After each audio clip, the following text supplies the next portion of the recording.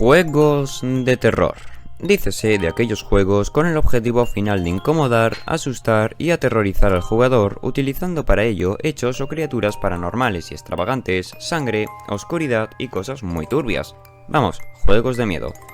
Cuando hablamos de juegos de terror, a los que nos gustan se nos vienen a la cabeza un montón de juegos diferentes. A veces son juegos buenos, otras son juegos malos y otras son un poco como vendían de Dark Revival. De todos modos, es prácticamente imposible hablar de juegos de terror sin pensar siquiera en una de las más populares franquicias de terror de toda la historia y que ha inspirado a un montón de futuros juegos, llegando al punto de incluso tener una película propia, la cual por cierto más vale que sea buena porque lleva 8 años confirmada y no puedo esperar a verla. Como ya es evidente, estoy hablando de Five Nights at Freddy's, una saga que se hizo muy popular en su momento y de la que se siguen sacando juegos hasta el día de hoy.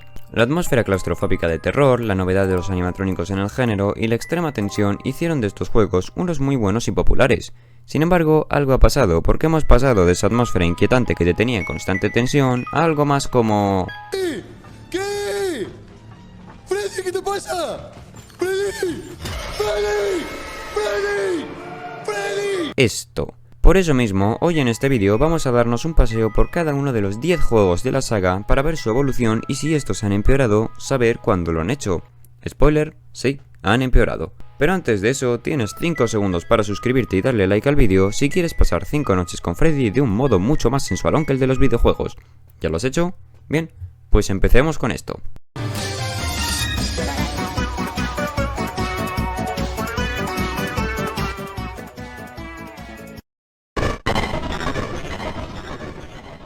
Toda historia tiene un comienzo, y el de esta se llama FNAF.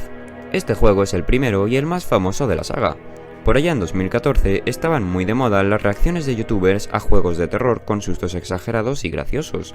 FNAF 1 tenía un montón de sustos, por lo que ganó popularidad muy rápidamente. Pero ¿qué tal es como juego de terror? Creo que ya todos sabemos de qué va este juego, pero por si acaso...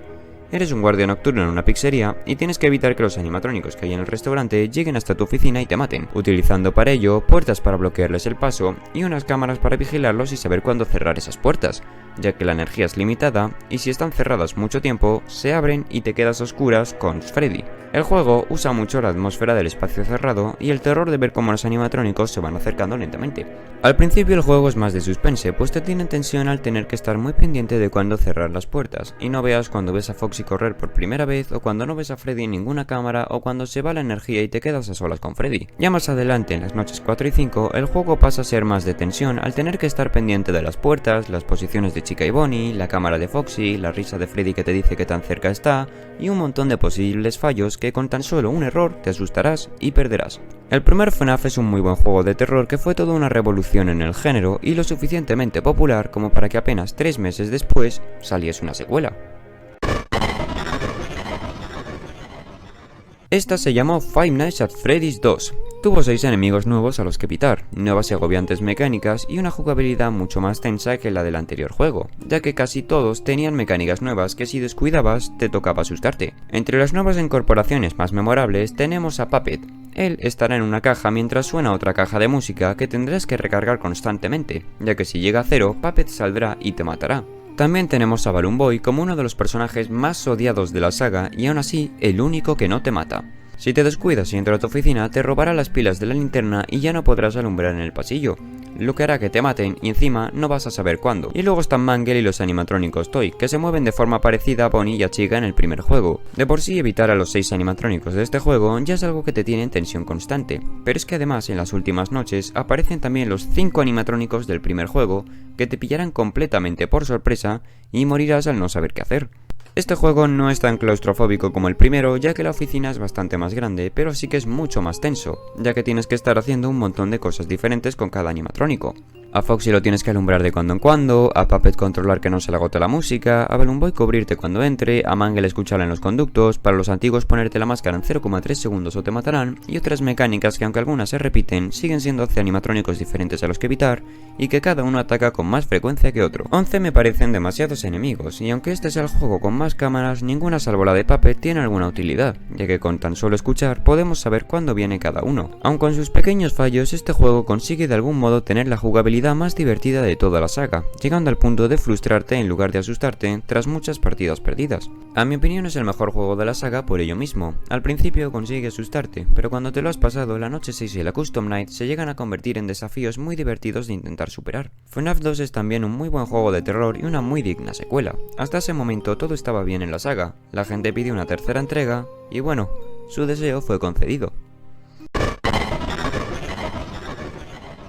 Ahora vamos con uno de los más polémicos, pero antes es importante saber que Scott Cawthon, el creador de estos juegos, tenía inicialmente planeado que la saga terminase aquí. Una de las cosas más populares de FNAF es su historia, que no se cuenta directamente y que hasta el día de hoy se siguen debatiendo muchos detalles importantes de esta, pero Scott Cawthon inicialmente no tenía planeado que el juego tuviese una historia propia. El primer juego no tenía una salvo la del contexto que se daba en el propio juego, pero la comunidad teorizó mucho sobre por qué los animatrónicos querían matar al guardia, y para responder a algunas dudas y crear otras, Scott metió pequeños minijuegos que contaban una confusa historia en el segundo juego. La idea de Scott era que el segundo juego fuese un enfrentamiento contra los animatrónicos y el tercero un enfrentamiento directo contra el villano principal de la saga. Un combate de estrategia 1 a 1 en el que debes evitar que Springtrap llegue hasta ti confundiéndolo con ruidos en otras habitaciones y bloqueando conductos. La idea de por sí no suena tan mal, pero la forma en la que Scott lo hizo no fue algo tan satisfactorio. En este juego estamos en una atracción del terror, y para hacerla más realista, la empresa trajo a un animatrónico que sobrevivió al incendio de la anterior pizzería. No lo he dicho, pero al final de cada juego normalmente el restaurante se incendia para justificar la ausencia de personajes en otros juegos. En fin, este nuevo animatrónico se llama Springtrap y se moverá por toda la atracción buscando para matarnos. Nuestro objetivo en cada noche será alejarlo de nosotros reproduciendo el audio de un niño en otras habitaciones, cerrando conductos de ventilación y revisando mucho las cámaras. Este juego fue injustamente odiado, ya que cualquiera que lo juegue actualmente seguramente diga que lo recordaba peor. El problema estuvo en que el enfrentamiento no resultaba lo suficientemente aterrador, y por ello Scott metió a los Phantom, que son unas alucinaciones en forma de animatrónicos sandía que te asustarán constantemente y provocarán que se enciendan unas luces que atraen a Springtrap. El gran problema de este juego son los sustos innecesarios y que acaban siendo más molestos que aterradores. La idea no era mala, pero no se hizo como esperaba, y aquí es cuando empiezan los problemas con la saga. Al ver las múltiples críticas a su juego, Scott no quiso que terminase de este modo, y por ello decidió lanzar un último título que culminaría de forma definitiva lo que fue su mejor obra hasta el momento. Pasó casi medio año desde que salió el tercer FNAF. Hasta el momento no hubo apenas noticias de ningún otro juego de Scott ni de la saga en general. Y de la nada, Scott sacó un teaser de lo que sería el gran y último juego. Lanzó diferentes imágenes en las que se podía ver a los animatrónicos originales de una forma nueva y mucho más aterradora. Esta variante luego se conocerían como los Nightmare. En el último teaser se confirmaba que este sería el final definitivo, lo que hizo que el hype subiese mucho, y cuando finalmente se lanzó no decepcionó en absoluto. Creo que con tan solo ver el menú del juego queda claro que este es el más terrorífico de toda la saga. En este juego somos un niño llamado Crying Child. No estaremos en una oficina sino en una habitación, y en lugar de cámaras tendremos nuestro oído. Aquí tendremos que acercarnos a las puertas de los lados y escuchar a ver si oímos una especie de respiración para saber si tenemos que cerrar la puerta o iluminar el pasillo con la linterna. El problema es que no siempre se escucha bien debido al sonido ambiental de fondo, y si tardas mucho o te equivocas porque en ese momento se escucha un perro ladrar y no hayas oído la respiración, te vas a comer uno de los mayores sustos de tu vida. Considero este juego como el más aterrador de todos, ya que dependes mucho de tu propio oído y cada vez que iluminas el pasillo lo haces con una enorme tensión por si te has equivocado y sí que resulta que había algo tras la puerta. Además de ello, tienes que estar pendiente de Nightmare Foxy, que se le escuchará correr por toda la casa y cuando no lo haga tienes que tener cuidado de que no entre al armario, ya que si lo hace es fácil sacarle, pero pierdes mucho tiempo haciéndolo. Luego están los Fredders, que son los mini Freddys que se acumulan detrás tuya y si se juntan 4 se forma el Freddy grande y te mata. En este juego tienes que estar pendiente de pocas cosas, pero con una tensión enorme que a veces no te deja pensar o escuchar con claridad y acabas llevándote un susto enorme. Además tienes los minijuegos como el de Plustra, que si decides jugarlo y fallas vas a tener un susto que vas a recordar durante toda tu vida.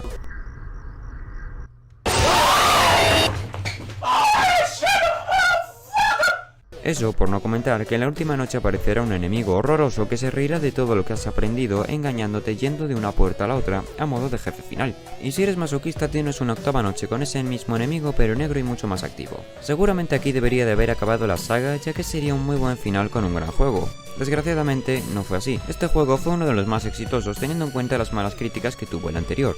La gente pidió más y aunque Scott quería acabar ya la saga, resultó que lo que la cuarta entrega terminaría sería la primera fase de la saga de Five Nights at Freddy's.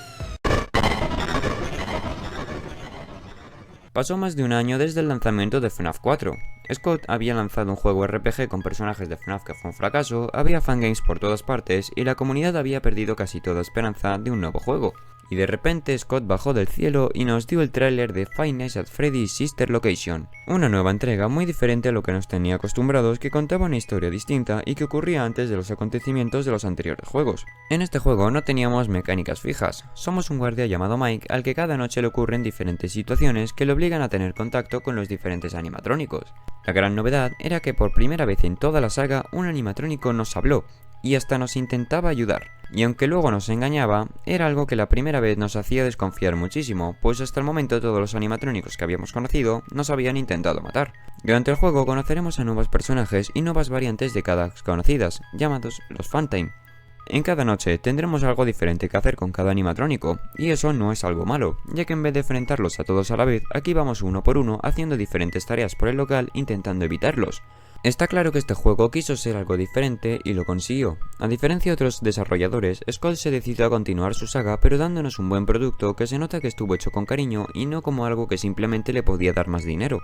Este juego fue el inicio de una nueva era en la franquicia, una que nos contaría más de la historia y que estaba centrada en resolver nuestras dudas para poder finalizarla como era debido. FNAF Sister Location es posiblemente el juego con la mejor narrativa de todos, ya que tiene una muy interesante historia y hasta el final nunca sabes bien de quién fiarte, si te están manipulando o si estás ayudando a unas almas perdidas. Y realmente la saga pudo continuar gracias al cariño que Scott le tenía a su comunidad, pero aún así estaba claro que no quería extenderla desde FNAF 4, por lo que Five Nights at Freddy's comenzó oficialmente su decadencia con este juego, que aun sin ser malo ya empezaba a ser una continuación de una historia que debería haber acabado en el anterior juego.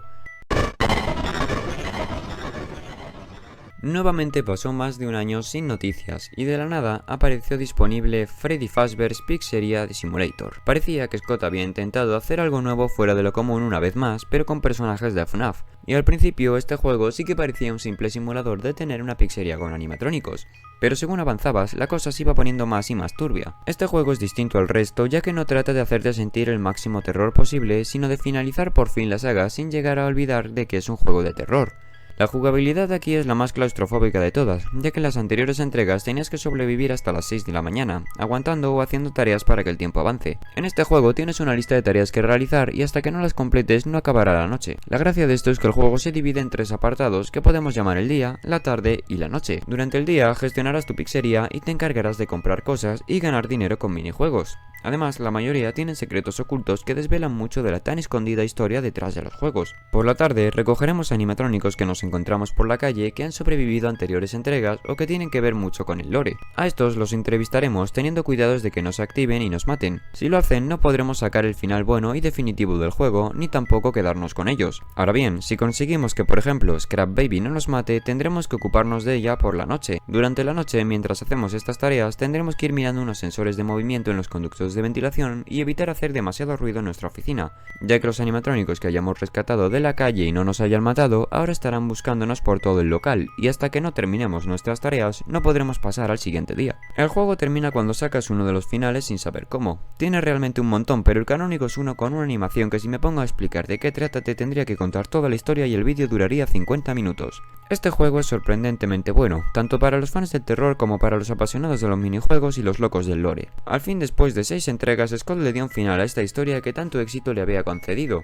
Muchos estaban satisfechos, pero echaron en falta una mejor Custom Night y al mismo tiempo les entristecía saber que la saga había acabado. Por ello mismo Scott, a modo de despedida, nos regaló un último juego que continuaba ligeramente los acontecimientos del sexto juego pero sin dejar nada abierto, únicamente con la intención de agradecer a los fans y de dar un poco más de contenido sin explotar todavía más su saga. De este juego tampoco se puede decir la gran cosa, fue un último regalo de despedida para los fans por parte de Scott. Aquí somos el villano principal de la saga que está viviendo su propio infierno enfrentándose a todos los animatrónicos que hemos visto hasta el momento. Tras las 5 noches de cada juego casi siempre tenemos una sexta modo de desafío y una séptima en la que podemos elegir la agresividad de los personajes de cada juego. Aquí tenemos una única noche con los animatrónicos que elijamos y la dificultad que queramos. Fue un buen detalle y que aún hasta el día de hoy sigue siendo divertido aprenderse las mecánicas de cada personaje para evitarlo y ponerte tus propios desafíos. Otra cosa interesante fue que al morir los animatrónicos nos dicen alguna frase y podemos escuchar las voces de personajes que nunca habíamos escuchado hablar. Es un muy buen juego que trata más de desafiarte a ti mismo que de sentir terror, y ojalá la saga hubiese acabado irrealmente. ¿Cuántas veces habremos dicho esto ya en el vídeo? Pasaron unos cuantos años y la saga parecía haber terminado definitivamente. La gente vivía tranquilamente sus vidas con un muy buen recuerdo de esta. Y de la nada, ¿qué es eso? FNAF Se Busca Personal llegó como un título para realidad virtual que luego llegaría a PC y a consolas. Este juego inicialmente parecía ser una adaptación de los primeros juegos a la realidad virtual, llevándonos directamente a las oficinas donde ocurren los juegos para sentir una máxima inversión como nunca antes. Y las primeras horas de juego son exactamente eso, pero a medida que avanzas te das cuenta de que algo no está bien, ya que hay una extraña figura mirándote que se acerca según progresas. Resulta que este extraño se llama Glitchtrap y es el malo maloso principal de la saga que en cada juego aparecía con un nuevo aspecto para morirse siempre al final y que parezca reviviendo de la nada en la siguiente entrega. Total, que el juego es una recopilación de los 4 primeros títulos, pero además tiene minijuegos muy entretenidos y curiosos como el de reparar los animatrónicos. Sin embargo, algo no estaba bien del todo, ya que al final tenemos una extraña cinemática que parecía indicarnos que esta historia iba a continuar. Y seguir con tu saga aunque ya hayas pensado en terminarla una vez puede estar bien, incluso 2, pero habiéndole dado un final tan definitivo como el que le diste, ¿en serio ibas a continuarlo, Scott? ¿Por tercera vez? Pues sí, viva el dinero. Muchos pedían algo más de la saga, pero estoy seguro al 99,99,98% de que se referían a un spin-off u otro de los muchos libros que ya había. Scott lo tradujo como que simplemente querían que la saga continuase y decidió hacerlo con ayuda de una empresa que le ayudase a crear este juego. Total, que aunque este juego no apuntaba muy alto, empezaba a dejarnos la puerta abierta a una tercera fase de la franquicia, y eso es exactamente lo que pasó. FNAF Special Delivery es el 9º juego de la saga que trataba de una nueva forma de inmersión y la realidad aumentada. Era un juego de combate en el que tenías que prestar atención y soltarle una descarga a los animatrónicos cuando creías que te iban a atacar. Y por mucho que se intente, mezclar tu habitación en mala calidad por la cámara de tu móvil como fondo y un animatrónico completamente plano no es algo muy aterrador y acababas frustrándote en vez de asustarte si no lo conseguías. Este es posiblemente el peor juego de la saga ya que no tiene nada de aterrador, ni continúa ninguna historia, ni sirve para contarnos nada. Incluso se burla de sus personajes, sacando skins para que las compres y objetos para traer animatrónicos específicos. Llega a sentirse como un intento de sacar todo el dinero que le quedase a los fans y siendo especialmente olvidable. Y unos cuantos años después se anunció de forma oficial un nuevo juego, uno que prometía ser increíble pues parecía que sería el más ambicioso hasta el momento. FNAF Security Breach se presentó muy lentamente con varios teasers e imágenes. La fecha oficial de salida no se confirmó hasta un mes antes de su lanzamiento, por lo que fueron 2 años enteros de pistas, teasers y trailers del que prometía ser el mayor juego de Five Nights at Freddy's hasta la fecha. Este juego se olvidaba por completo de la jugabilidad point and click y nos permitía un total movimiento por el mapa, una historia que seguía con lo visto en Hell Wanted y unos personajes nuevos que se hicieron extremadamente populares. ¿Pero de qué va el juego exactamente? Aquí seríamos Gregory, un niño que se ha quedado atrapado dentro del centro comercial Megapixaflex y que con ayuda de un Freddy que se encariña muy rápido con nosotros, deberíamos recorrer todo el centro comercial haciendo diferentes misiones para avanzar en cada una de las 6 horas del juego. Este dividió a la comunidad. Por un lado teníamos a los que disfrutaban por los personajes y que se asustaban por todo, y por otro teníamos a los que se quejaban de lo mal hecho que estaba el juego. Otra de las grandes novedades fue que los animatrónicos se iban a estar moviendo por todo el mapa buscándonos y si nos encontrábamos tendríamos que huir y escondernos. Sin embargo, estas inteligencias artificiales eran muy malas, y en vez de eso se teletransportaban detrás nuestra cada vez que un robot de seguridad nos veía. El juego salió con una inmensa cantidad de bugs ya que se dieron mucha prisa para poder sacarlo rápido y no lo optimizaron del todo bien. En cuanto al terror sí que es cierto que hay partes que agobian un poquito, pero en lo general lo que más se siente es curiosidad por ver cómo termina la historia y el estrés por no saber dónde está algo, ya que no te dan muchas indicaciones de dónde tienes que ir o lo que tienes que hacer. De nuevo, este es un juego con múltiples finales y uno de ellos con un nuevo Springtrap que otra vez ha sobrevivido al incendio de Hell Wanted y tiene un nuevo cuerpo. Y sorpresa, todo se acaba incendiando y este se muere otra vez, al menos hasta que salga otra vez en el DLC en el que seguramente le veamos con un nuevo aspecto. Como tal el juego no es tan malo, pero terror no hay mucho, pues hay más odio hacia los personajes que te van insultando en vez de inquietarte cada vez que te los encuentras. Nobody will miss you. You are nothing. I bet you don't even have. No es un mal juego, pero aún así no dejo de sentirlo como una explotación de la saga y una continuación de una historia que debería haber terminado hace mucho. Scott Cawthon no hizo este juego y eso se nota, ya que le vendió los derechos a Steagall Studios, que es la empresa que ha hecho esto. En fin, esperemos que en el DLC dejen morir de una vez a esta gran saga de terror, ya que desde el 5º juego empezó a notarse como una innecesaria extensión. Este es el vídeo que más tiempo me ha llevado a hacer y agradecería si suscribieses y dejases tu like, ya que no te cuesta nada y me ayuda realmente mucho mucho con eso. Nada más por mi parte, soy Bluriwi y nos vemos en la próxima.